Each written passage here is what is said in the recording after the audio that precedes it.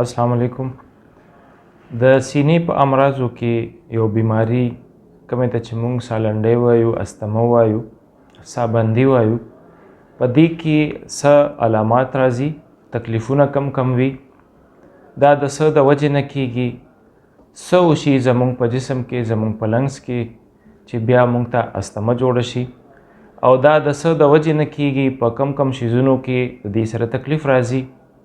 او دا چاته یعنی کم خلک په زیات ریسک باندې وي. دا به مونږ شریکو تاسو سره په دې پروګرام کې. دمه، استما، سالنډۍ یا سابندي په مختلفو نومونو باندې یادېږي. دا د سینې یعنی د لنګز د پیپړو بیماری ده. کله چې مونږ ساه الو د پوزې په لار باندې، بیا دا مزید مخکې ځي ټریکیا ته، د هوا نالی چې ورته وایو، او بیا برونکای د ساه د نالۍ حصه ده تقسیم شي لیفت او رایټ ته، او بیا مزید مخکې ځي برونکیولز چې ورته وایو، او د برونکیولز نه مخکې بیا نورې وړې ګوچې دي د انګور په شکل کې، د هوا یا د ایر نالۍ چې ورته موږ وایو، بیا مزید مخکې تقسیمیږي، الویلای ورته وایو. په دې الویلای کې زموږ اکسیجنیټډ کم ایر چې دی دا زمونږ مزید مخکې لاړ شي وړو نالو ته، کم ته چې مونږ کپیلریز وایو، او دا کپیلریز کې چې دی بلډ کم اکسیجنیټډ هوا چې دا په بلډ کې شامل شي، او بیا زمونږ مزید مخکې بدن ته یا د جسم حصہ زمونږ جوړیږي، او دغه شانتي دا کاربن ډای اکساید واپس د وینې نه راواخلي کپیلریز ته، او کپیلریز نه الویلای ته، او بیا دغه شانتي د ساه په نالۍ باندې یعنی په پوزه باندې بیا واپس راځي. دی ټول عمل ته چې دی د ساه اغستو عمل ته انهیلیشن چې ورته وایو، او بیا د ساه د ویستو عمل ته ایکسپایریشن چې ورته وایو. دې دواړو ته کمباین ریسپایریشن سیستم مونږ وایو. دا کمپلیټ شي. خو کوم خلکو چې دا د استمې بیماری وي، د دې دننه څه وشي چې کم ایرویز دي، کم د ساه نالۍ چې دي دا تنګ شي، او کله چې تنګ شي د هغې د وجې نه دننه چې کم میوکس دی هغه هم سیکریشن زیات شي، د هغې د وجې نه مزید نالۍ تنګ شي، نو موږ ته په ساه اغستو کې ډیر زیات تکلیف محسوسیږي. استما په ماشومانو کې په سلو کې 15% خلکو ته کیږي، او غټو ته چې دی 7% خلکو کې استما کیږي. دې کې بیا مزید جنیټک انوایرمنټل فیکٹرز هم انوالو دي، او دا په دنیا کې د ټولو نه زیاته په کومو ملکونو کې دا نیوزیلینډ کې دا، اسټرالیا کې دا، په یو کې دا، او په کومو ځایونو کې چې کمه ده هغه چاینا ده او ملیشیا ده. کوم خلکو ته چې استما وي هغه د الرجن یا کوم خلکو ته چې کوم شیزونو نه الرجیز وي هغې ته په کومو شیزونو نه تکلیف رسی. هغه دی پولن الرجی، هاوس ډسټ، فیدرز. پولن چې دی ګلونو کوم خلکو ته الرجیز وي دغه شانتې هاوس ډسټ دی. فیدرز دی، فیدرز مطلب دا چې کم د ځناورو بڼې دي یا کم ویښته دي بعضې خلکو ته د هغې نه الرجي وي، او کم چې د ځناورو مختلف د سرمنې یا د بڼو یا د ویښتو نه کوم خلک ډیر زیات تنګیږي. دغه شانتي هغه شیزونه کم نه چې مختلف فیملیز کې وي، چا د فش نه الرجي وي، چا د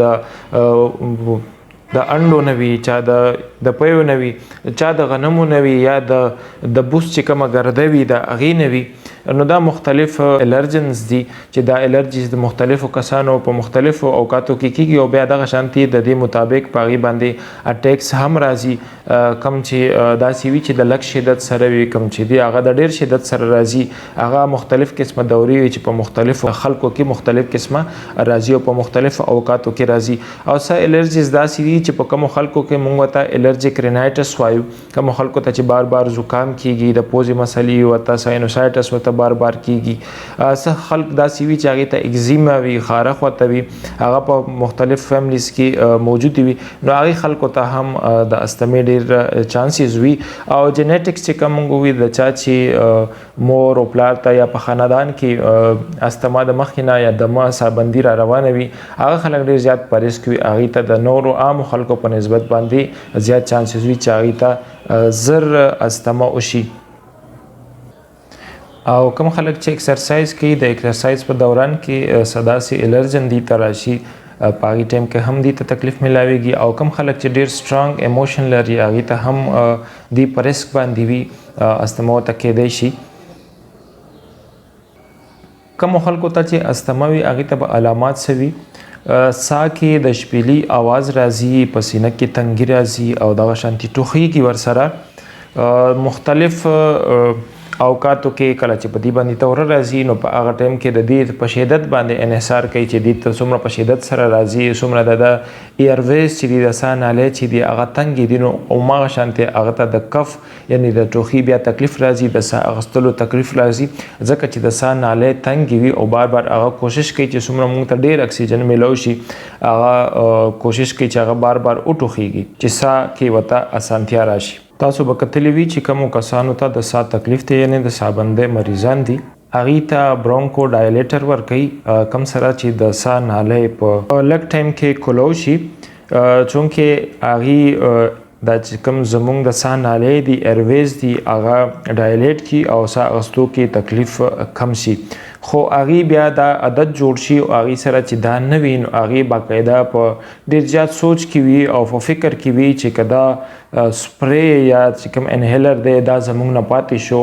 او الله دې نه کې ایمرجنسي را لمونږ بس کو کله کله ختم شي کله کله په بازار کې شارټ شي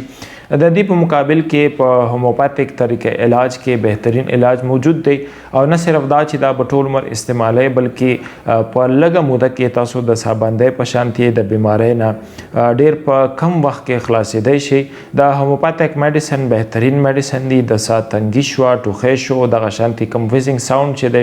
دا بس تاسو په لک ټایم کې کافي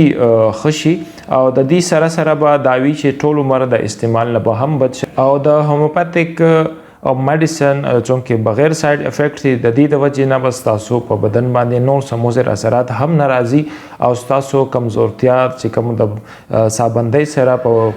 جسم کې راغلي دا په باډي کې راغلي دا ان شاء الله چې هغه به هم په لګورځو کې ټیک کیږي